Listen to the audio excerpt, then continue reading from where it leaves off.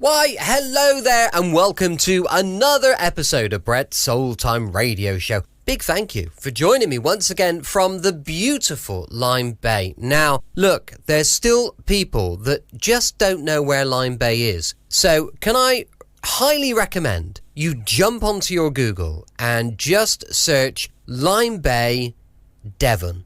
I'm telling you, it'll be worth it. Have a look at the photos area and you'll get a really good idea of where we're broadcasting from today. Huge thank you for joining me once again for our regular late night visit to those dusty studio archives of old time radio shows. Right here at my home on the south coast of the United Kingdom, looking out across the beautiful Lyme Bay. If you were to check out my Instagram page or my Facebook page, you will probably be astounded by the beautiful pictures of this glorious area that I live in. So please go and take a little look. If you check out my YouTube channel, you'll find a whole array of past episodes of Brett's Oldtime Radio Show, but even more importantly, there's a lot of video content on there. On a Thursday, Friday, Saturday, Sunday, and Monday, we're running all different old-time TV shows, and they're brilliant. We've got Batman there, we've got The Lone Ranger, we've got some Sherlock Holmes movies, just absolutely loads and loads of content, because I wanted to make Brett's Oldtime Radio Show a bit of a go-to for where you can find everything old-time radio and old-time TV. So go and check it out. Facebook, Instagram, YouTube, they're all called Brett's Oldtime Radio Show, and it would be fantastic if you could take a minute and just follow us there and maybe leave a little positive comment or something. That would be great. Also, if you want to send me feedback on the show, brett@tourdate.co.uk. That is our email address. Also, we've got a supporter page, which is patreon.com/Brett's Oldtime Radio Show. Time now for our latest episode, which this evening is Tales of the Texas Rangers. First broadcast on the 5th of August 1950. This is an episode called Quicksilver. It's National Wheaties Week.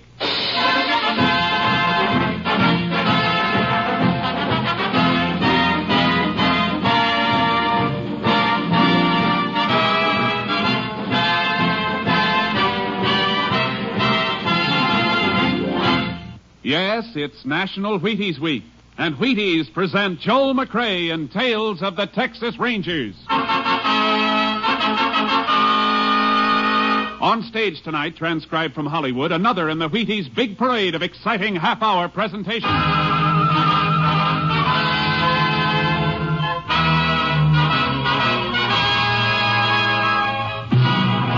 Tales of the Texas Rangers, starring Joel McCrea as Ranger Pearson. Texas, more than 260,000 square miles, and 50 men who make up the oldest and most famous law enforcement body in North America.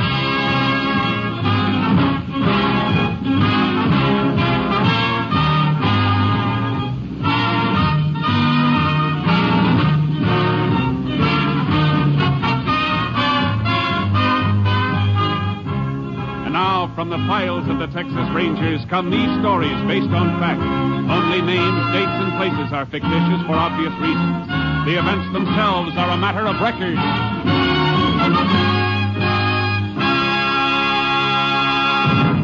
Case for tonight, Quicksilver.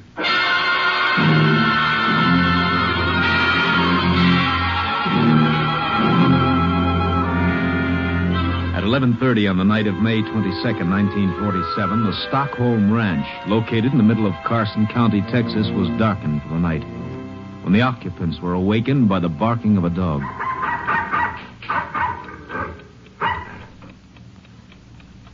Jim, wake up. What's the matter, Flo? You hear Jeep bark? Oh, kinda. I was half asleep. It's funny. He barked and then shut up real fast. He might have took off after He'd something. have kept on barking then.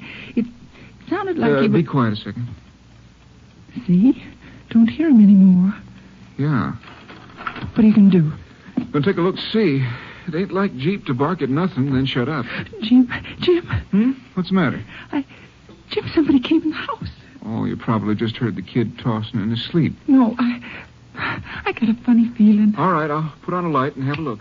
I'm coming along. I want to go and see if anything...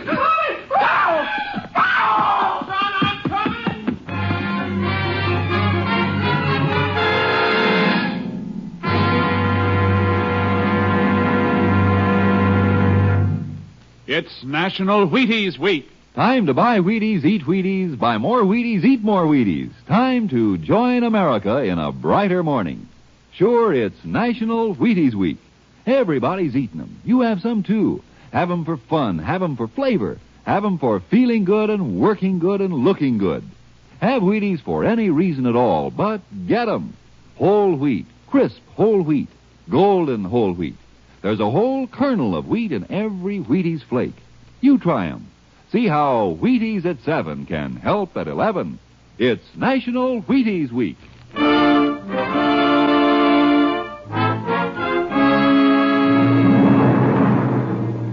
On May 29th, 1947, the bodies of Jim and Flo Stockholm and their 10-year-old son, Carl, were discovered by a playmate of Carl's. Sheriff Lockins notified the Texas Rangers, and Ranger Jace Pearson was assigned to the case. Place is just like it was, Jace, excepting for the bodies. Kind of a mess, isn't it, Sheriff? Yeah. All three of them in their night clothes, you said. Uh-huh.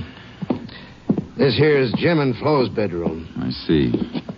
Bedclothes mussed up. Whoever did the killing woke him up. Likely the dog woke him. Oh, yeah. Jeep, you said. Found him dead a piece from the house. Clubbed over the head. Uh-huh. Okay, let's say Flo and Jim Stockholm were awakened by the dog. Jim would get up and see what was the matter. Flo went with him probably to see if the kid Carl was okay. They didn't get no further than this room here, right outside the bedroom. Yeah, all three of them. Funny Jim Stockholm didn't have a gun. Yeah, if he thought somebody was in a house or prowling around outside, he'd have grabbed his gun. Unless something stopped him. What are you thinking about, Jace? Just that the killer might have got in Carl's room. That's right over here. Uh-huh. Maybe Carl spotted the killer, hollered, and that'd make both Jim and Flo jump fast. Yeah. Jim wouldn't think of grabbing his gun. This window here has been jimmied up. You see that? Yeah. I guess you're right. Killer coming this way. Kid saw him, yelled. Tried to get out. Got as far as the room out here. Uh-huh. There's what they were killed with, Jace. Flat iron. An old-fashioned flat iron. Yeah, used as a doorstop. Killer grabbed it and used it. Wonder why he didn't shoot. How far away is the next ranch, Sheriff? 6 miles at least. Why? Just figuring maybe the killer didn't want to risk the noise of shots. Must have picked up the flat iron. Why, he killed the little kid, too. Didn't want anybody to be able to identify him. Yeah, likely. Well, what now, Jace? I'd like to fine-comb this house for fingerprints. Meantime, I got a few things I'd like you to find out in town.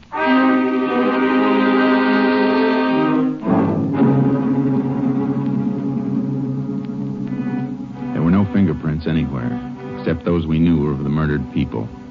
The motive for the crime was robbery. Jim Stockholm kept fairly large sums of money on hand to pay cash for whatever he bought. We didn't find a penny in the house. The whole thing looked hopeless. Like the sheriff said when he came back to the Stockholm ranch. Yeah, the coroner can't give us much, Jace. Ain't no way of telling how long they've been dead. If we could find out what day the murders were committed, we'd have something. Not much, but something. Yeah, but how? How are you going to find that out? Nobody saw the Stockholms before they were killed? For sure. Jim went into town on the 22nd week ago. Out here, if nobody sees his neighbor for a week, ain't nothing thought about it. So the murders could have been committed any time between the 22nd and the day the bodies were discovered. That's the way it sizes up, Jace. Killer's got at least a week to make tracks for, well, Texas is big. Sheriff, that fence there, near the corral. Well, that's a hog pen. Hey, the hogs are gone. Yeah, busted through. Come on. I never noticed it before. Never thought about looking for the hogs. Who would? Well, look here, Sheriff, where the fence is busted through. Look at these. Here. Hog bristles. Lots of them. Caught on the broken part of the rail. Hogs broke out and pushed through here. Yeah, but look at here, Jace. What's it got to do with what we're after? What made these hogs go wild and break out? It's my guess they got awful hungry. Sure. And went looking for something to eat. Come on. We're going to the barn and take a look at the hog feed. Then we're going into town.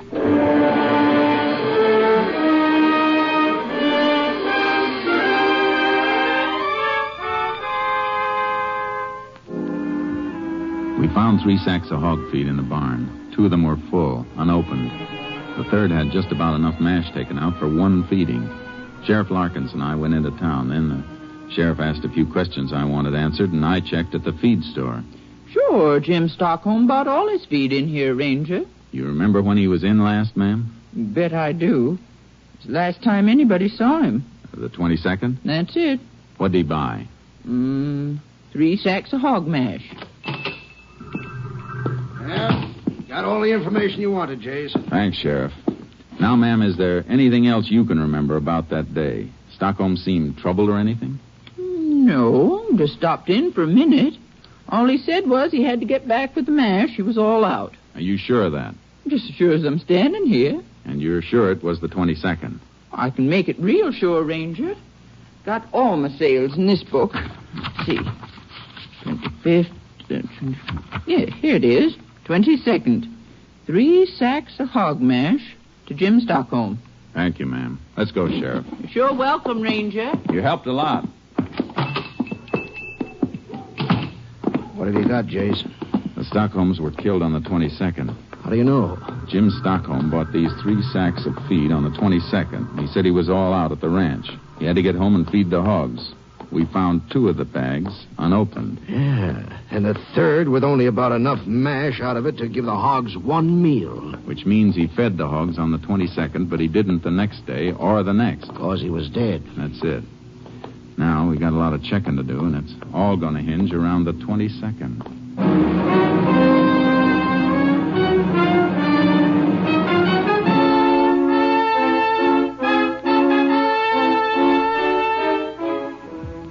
We questioned everybody, but it all added up to a big round 0. Everybody knew Jim Stockholm and liked him. He didn't have an enemy. Everyone we questioned could account for his time on the 22nd. Nobody'd seen a stranger in town. So I played a hunch. Sheriff Larkins and I rode over to the Stockholm ranch trying to pick up anything. Then about 8 miles north of the ranch, we got a break. Hey, Jace! Jace! Yeah, Sheriff? Here, will you? What do you got, Sheriff? I don't know. Looks like ashes. Empty bean can there, too. Uh-huh. Looks like somebody cooked himself a meal here. Horses' tracks around here, too. 1 horse. Yeah. Looks like they might be about a week old. Might not mean a thing, Jace. Could be anybody's horse. Sure could, but nobody in town saw a stranger. Little town like that, people notice a stranger right away. But if a man came riding from this direction, chances are nobody'd see him. Still could be anybody. I know. I'm going to take a real close look. Okay, I'll cover this part. Good. Sheriff, come here. Get something? I think so. Look. Tied his horse to this mesquite. See? The horse stood here, a piece of mesquite broken off. Oh, and here's something else. Take a look. Dirt. Just ordinary earth. Take a good look. It's different from the earth around here. It sure is. Different color and different texture. Sheriff, I got a hunch this dirt scraped off a boot when he got back in the saddle. Scraped off by a stirrup. Yeah, here's a bigger hunk of it. Yeah, reddish color. You ever see dirt like this around here? No. That hunk's got a funny shape. Backed in against the instep of a boot, it'd take this shape. You had any rain around here lately? Dry as a bone. There's only one way earth packs up in an instep if it's wet. The man who left this couldn't have come far. Come on. Let's see if we can find a couple of his footprints.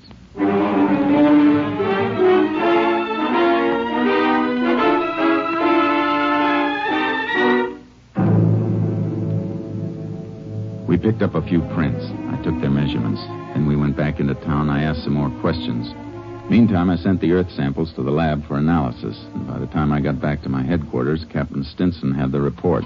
Looks like this earth came from southwest Wheeler County, Jace. At least the lab thinks so.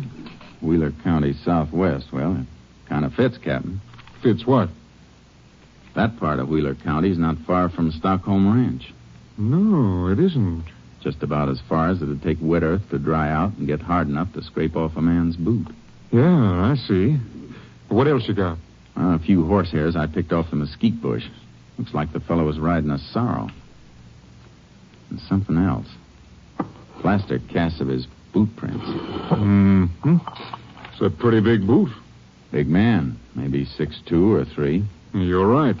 But there are no fingerprints. There's no real evidence. This fellow whose boot prints you got, he might have been anybody. Might never have gone near the Stockholm Ranch. Yeah, I know that, Captain. You didn't pick up any of his boot prints around the house, did you? No, place was pretty messed up. A lot of people got there before I did. Yeah, that's one break a criminal always gets.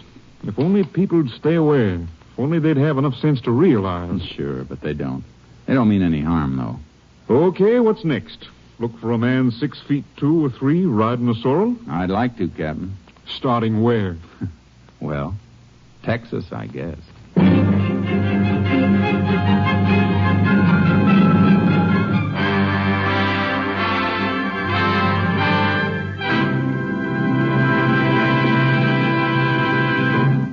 It's National Wheaties Week. Yup. And in celebration of National Wheaties Week, when everybody eats Wheaties, even trombone players, here's that well-known radio musician, Abe Lincoln. Honest, his name really is Abe Lincoln.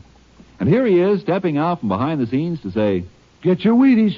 Oh, come on, Abe. You didn't come out from your trombone to say just that. No, but that's the idea. Folks, the Wheaties Big Parade has been bringing you some pretty solid entertainment this summer. I can say it because I've worked along with all the other fellows helping put this entertainment on the air. And now it's National Wheaties Week, and we hope that every one of you who's enjoyed these programs will go out and get your Wheaties. The backstage folks like me, the people whose voices you usually never hear, we'd sure like it if we thought you'd enjoy our programs enough to go out and get some Wheaties.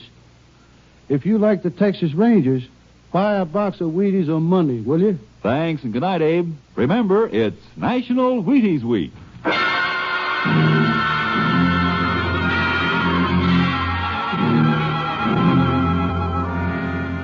I kicked around for a few days, covering all the ground I could between the Stockholm Ranch and Wheeler County, and then I reported back to Captain Stinson. Kind of picked up something interesting, Captain. Like what, Jace? Weather reports. Here's a map of Wheeler County. The places I've marked in red had rain within the last 3 weeks. Oh? Well, what about it? Well, this place. Right here. The only spot of the marked places that'll show the same kind of earth we had analyzed. I checked. Mm-hmm. So it's narrowed down to that. But you can't arrest a man just because he happened to be in a place where it rained. I know I'm working on a shoestring, but there's no other lead, nothing. Might be I'll hit a stone wall or pick up some poke who just happened to pass through the spot where we found the prints of Earth. But it's a chance, Cap, the only one. Well, suppose you chase down that lead in Wheeler County and your man's gone. Oh, I don't expect to find him there. He left there and landed at Stockholm Ranch, maybe. And left no fingerprints. There's not a single piece of evidence. It's still the only lead. You want to stick to Wheeler County, huh? That's about it, Captain. Maybe pick up a description of a possible suspect. Well, where'll you start? Well, here's what I think. The man we're looking for is a drifter. Maybe a poke that picks up work here and there where he can get it. The fact that he ate a can of beans and cooked it himself means he didn't have a nickel to buy a decent meal, even though he was near a town. That kind's usually a drifter. Made a buck here and a nickel there. You see what I mean? All right, Jace. Play the hunch. But if the lead peters out... I'm hoping it won't. See you later. Now, you keep in touch. Yeah. Radio or phone. So long.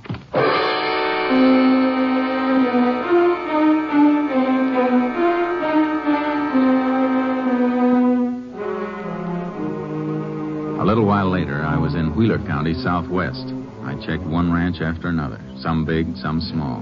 What I wanted to know was, had anyone seen a man about 6'2" or 3, a man who owned a sorrel and didn't have steady work? I once read where a man found a needle in a haystack. Did it on a bet. Well, my needle could be in any haystack. Then on the Claude Edwards Ranch near Ramsdell, I ran into something. Sure, I remember a poke about like that, Ranger. Big fella. Had himself a sorrel. Did he work for you, Mr. Edwards? Couple of days.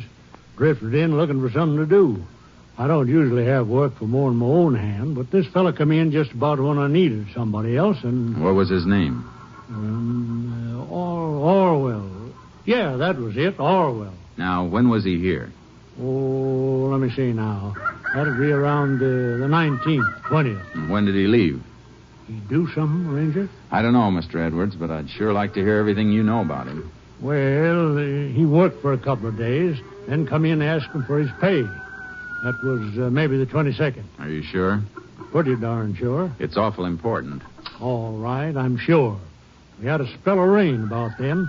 I had him mend the roof. He didn't like it none. Did he say where he was going? Anything at all? Didn't say, and I didn't ask. Just handed him his pay. Saw him in town later, dropping it in a card game. Then he lit out. All right. Now I want the best description of him you can possibly give me. Everything you can remember. What he looked like, how he talked, acted. I'll try, Ranger. But how you going about finding him? By now, he might be clear into Mexico. Any place. I'm going to do my best, Mr. Edwards. And I'm not sure that's going to be enough.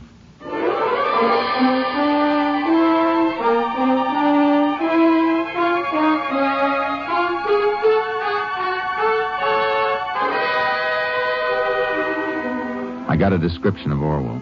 6'2", dark hair, road of sorrow, tight-lipped and not too easy to get along with, black mustache. Funny how little that people notice things unless it's something they really want to see.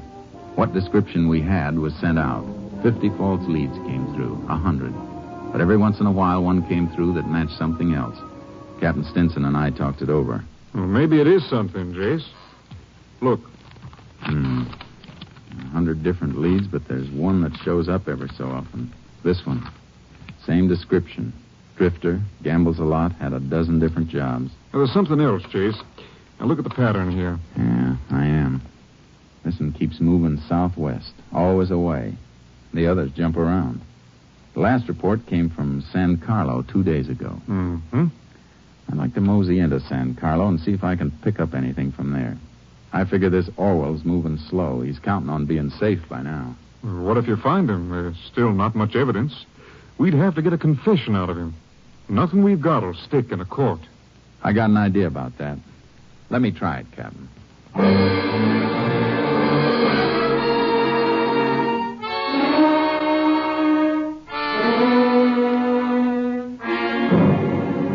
In San Carlo, I picked up a few more scraps about Orwell. From what I'd learned, I tried to think like the man I was trailing. Tried to figure out his next move. He gambled a lot, so every town I hit, I asked questions. Went to ranches and asked about poker games and crap games. Orwell was like Quicksilver. Yeah, he was here. Left. Uh-huh. He was there. Left after picking up a few dollars. But the pattern stayed the same. Always moving southwest. Then on the McMallet Ranch near the New Mexico border. Orwell? You say Orwell, Ranger? That's the name. He's riding a sorrel horse. Well, I don't like to say for sure, but I took on a fella named Orwell, and he did come in riding a sorrel. As soon as he hit the bunkhouse, he'd try to shake up a poker game. Where's he now? Well, I sent him out this morning to ride fence. Stock was getting through.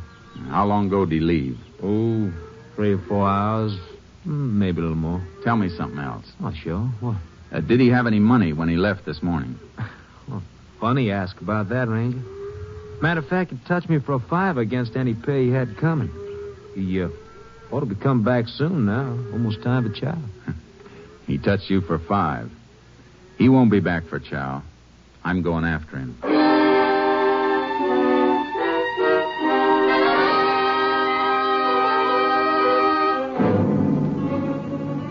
I followed the fence rider's trail. It was well into the afternoon when I spotted a rider up ahead. I took off my badge and stuck it in my pocket, put my guns in my waistband under my jacket, and caught up with him.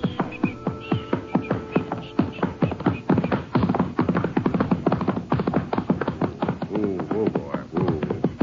Howdy. Who are you? Name's Pearson. You're Orwell, huh? Yeah, why? Boss sent me out to look for you. Boss? Oh, whoa. Yeah, foreman back at Mellett's ranch. What for? Well, we got to get back to the north fence. You wasn't working there when I left. Just got took on. I guess we better get back to the north fence. Boss says it's important. That's so. Say, come to think of it, you're not even on the ranch anymore. I hit the boundary fence a piece back. All right, I got news for you, mister. I ain't riding fence. Now you take off. You see about that north fence. Huh? You mean you're quitting? Right the first time, mister. Now, so long. Hey, hold it a minute. You're downright unsociable. Oh, boy, whoa. You're downright nosy. Me? I didn't mean to be. Say, you mind if I ride a piece with you? Yeah, I do. Well, I'd kind of like company. Thought you was just took on at the Mellett's place. Seems to me you're riding wrong, mister. No, I got no hankering for work either. Not with 500 in my jeans. 500? A poke like you with 500? Got lucky in a crap game night before last. And why'd you take the job? Oh, man can always use a couple more bucks. Well, I guess I'll be riding on. Hey, wait. Huh? Okay. I kind of like company myself. You want to ride a piece with me? It's okay. We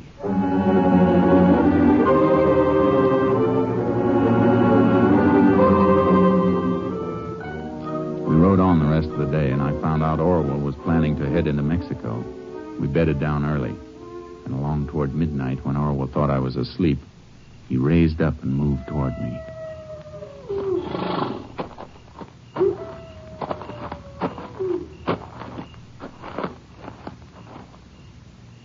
Hey, Pearson. Pearson, you sleeping?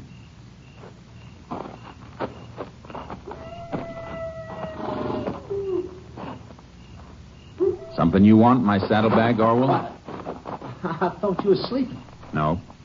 Don't reach for it, Orwell. I'll blow your head off. What are you getting so head up about? Man starts to go through my saddlebags when I'm sleeping. I get touchy. I'm just looking for cigarettes. No need for that gun. Yeah? Sure. Wasn't looking for 500, were you? You call me a crook? You name it, Orwell. You are touchy. Okay. Put that gun away, Pearson. You're acting like a kid. I tell you, I was just looking for cigarettes. Sure. Guess I did maybe bust a strap. Okay, bring that saddlebag. Cigarettes are in it. Yeah, sure. Left or right one? Right. There you are. You open it this time. Hey, what you got in there? Stuff. Okay. Cigarettes are wrapped up in that piece of blanket. Help yourself. Well, thanks. Cigarettes in here? Feels like a ton of iron. Could be. Wait! Anything wrong, Orwell? It's a flat iron. Uh-huh. Funny thing to be carrying around. Why? I knew a man once carried around a cow skull tied to his saddle horn. Why are you carrying this? Dunno. Why are you asking? Who are you? I told you. Name's Pearson. Jace Pearson. Cigarettes are there. Help yourself. I don't want any. Suit yourself. Mind handing me that flat iron, Orwell? Why? I just want it. Go on, hand it to me. No. Hey, you're looking real pale, Orwell. You're not scared of coyotes, are you? Shut up. Iron makes a good nutcracker. Maybe I carry it for that. Shut up, I said. Go on, Orwell. Hand me the flat iron. Pick it up. It's not so heavy. It's heavy enough. Man could pick it up like this, lift it up over his head, and bring it down hard like... Why not? Why, you... No. Orwell, stand still. Go run. Hold it, Orwell. I'm warning you. Hold it.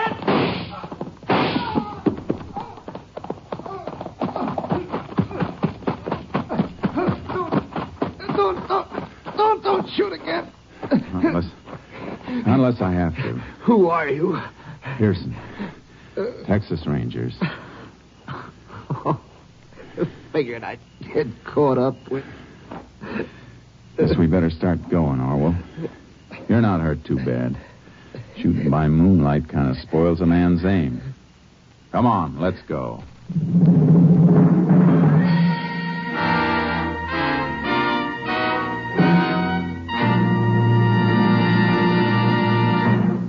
William Orwell confessed to the murders of Jim and Florence Stockholm and their son Carl. On July 15th, 1947, Orwell was convicted. His sentence, death in the electric chair.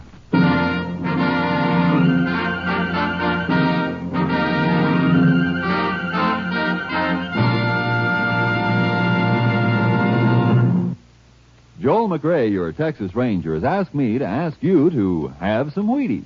Yes, have some Wheaties because it's National Wheaties Week.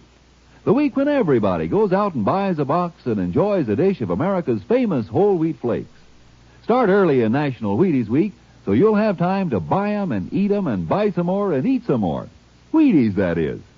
And while you're enjoying 'em, partner, you're getting wide-awake energy, whole wheat energy. There's a whole kernel of wheat in every Wheaties flake. Begin a better breakfast with Wheaties and see if you don't find yourself striding high, wide, and handsome right through the morning. Rangers can ride better, salesmen can sell better, plumbers can plumb better with a better breakfast. Milk and fruit and Wheaties. Get yours. Breakfast of champions. It's National Wheaties Week. Next week, Joel McRae in another authentic reenactment of a case from the files of the Texas Rangers.